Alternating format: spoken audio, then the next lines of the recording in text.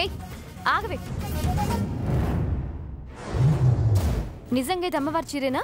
అవునా కాదా అని నువ్వు నన్ను అడుగుతున్నావా టిప్పు? నువ్వు అబద్ధాలు అడవని తెలుసు, కానీ నా విషయంలో నువ్వు మాట మారుస్తున్నావేమోనని డౌట్గా ఉంది. అమ్మవారు ఆశీర్వదిస్తే చాలని బతుకుతాం, అలాంటిది ఆ తల్లి కట్టుకున్న చీర నీకిస్తే అనుమానిస్తున్నావా? తప్పు టిప్పు, కళ్ళు పోతాయి. నాకేం సడన్ గా ఇప్పటికిప్పుడు కళ్ళు పోవే. లెంపలేసుకునేంత తప్పు కూడా నేనేం మాట్లాడలేదు. అమ్మవారి పేరు మీద అర్చన చేయించినట్టు ఆ తల్లి పేరు చెప్పి ఈ చీర తీసుకొచ్చిచ్చావేమని అడిగాను. మతిగాని పోయిందా ఏంటి? నిత్యం దేవుళ్ళను కొలిచే మేమా ఆ దేవుళ్ళను అడ్డు పెట్టుకుని ఆడుకోవాలనుకునేది? ఆ తల్లికి వందల వేల పేర్లున్నాయి. కొలవడానికి ఒక్కో పేరు చెప్తాం గాని ఆమె పేరు చెప్పి మోసం చెయ్యం. నిజంగా ఇది అమ్మవారు కళ్యాణంలో కట్టుకున్న చీర. కళ్ళకత్తుకుని తీసుకోగాని కళ్ళలో నిప్పులేసుకొని చూడకు. ఎందుకే నా జీవితంతో ఇలా ఆడుకుంటున్నావు? నన్ను మంటల్లోంచి కాపాడింది నువ్వే, మళ్ళీ ఇప్పుడు మంటలోకి నెట్టేస్తున్నావు. మంచి చేస్తే తప్పు చేసినట్టు మాట్లాడుతున్నావేంటి? ఏది నువ్వు చేసిన మంచి? నీకు నచ్చితే చీర తీసుకుని వెళ్ళిపోవాల్సింది, అంతేకాని నాకు మంచి జరుగుతుందని సరాసరి మా ఇంటికొచ్చి అందరి ముందు అమ్మవారి ఆశీర్వాదం తీసుకొని నాకిచ్చావు. ఇది చూసి అందరికి నాకు పెళ్లి జరుగుతుందని సంబరాలు జరుపుకుంటున్నారు.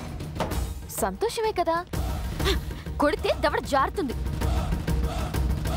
నాకు పెళ్లి ఇష్టం లేదని చెప్పాను కదా. నేను భరణినే పెళ్లి చేసుకుంటా. ఇంకా ఆపు.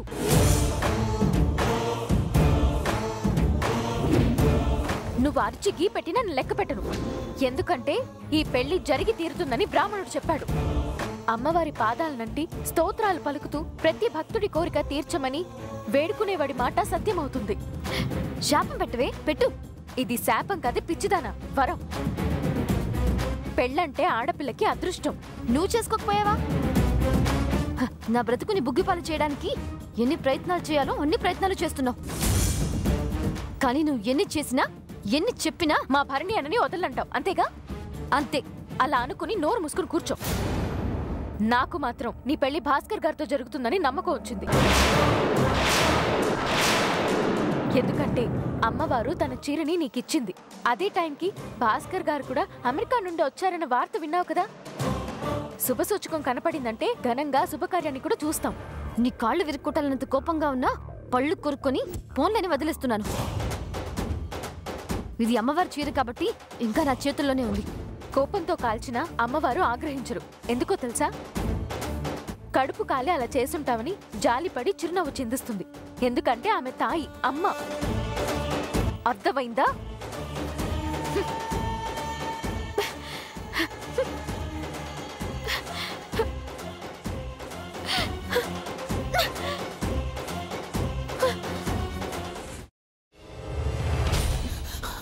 నువ్వు ఇంకేమన్నా చెప్పాలా? ఇంకేమన్నా అబద్ధం చెప్పాలనుకుంటే చెప్పేయి. నేను చూడాలనుకుంటున్నాను నన్ను మోసం చేయడానికి నువ్వు ఎంత నీచానికి దిగజారగలవు అని. ఎందుకు ఆలియా, ఎందుకు నువ్వు ఇలా చేసావు? నీకు తెలుసు కదా నానమ్మ తర్వాత నీ ఒక్కదానిని కదా నేను పూర్తిగా నమ్మేది. ఏమన్నావు నువ్వు? ఈ మధ్య అన్నిటినీ మర్చిపోతున్నావా? అది చాలు. వాటిలో ఉన్న శక్తి విషయాన్ని గ్రహించి మనకు వివరిస్తాయి.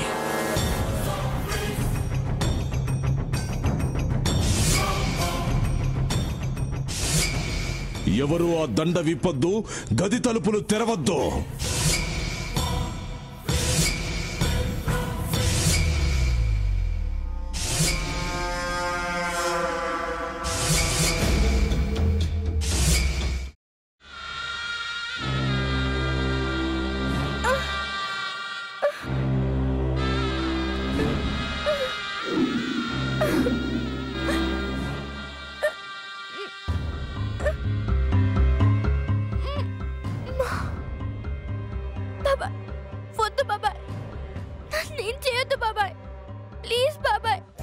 నీకు నిజం తెలిసినప్పుడే నా ఆలోచనలో నువ్వు చచ్చిపోయావు.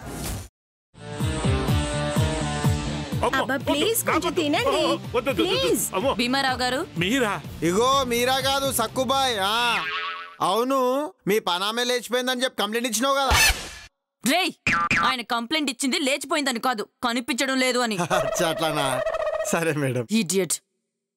ఆ వంట మనిషి పేరేంటన్నారు? రత్తాలు మేడం. ఏం పెద్ద మంచి, నీ వంట మంచిని కూడా మేడం అని పిలుస్తావా? రేయ్ హాఫ్ బ్రెయిన్,